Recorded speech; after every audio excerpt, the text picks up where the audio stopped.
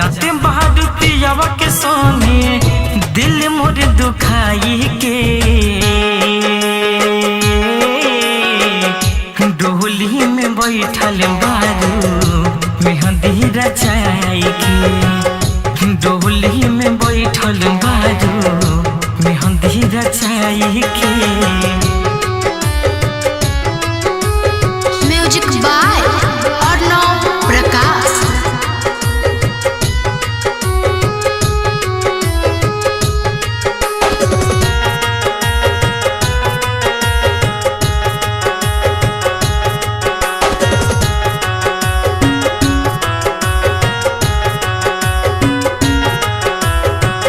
याद नहीं पड़ल तुहरा पगला दीवाना के शादी होते हो जइबू जाने पहरवाना के।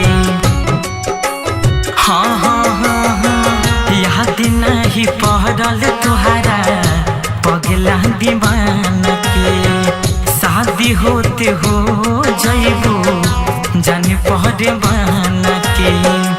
बिहितल दिनवा कैसे बिहितल दिनवा कैसे जइबू भोर पराई के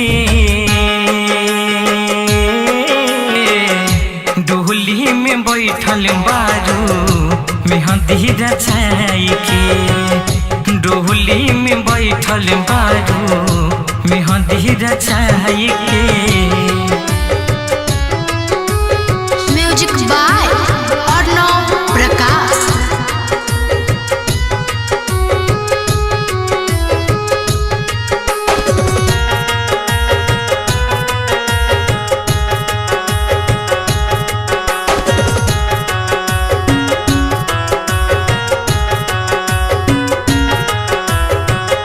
समझे न पौनी तोहर असली रांदा कैले रहु राइटर रवि कांथे से वादा।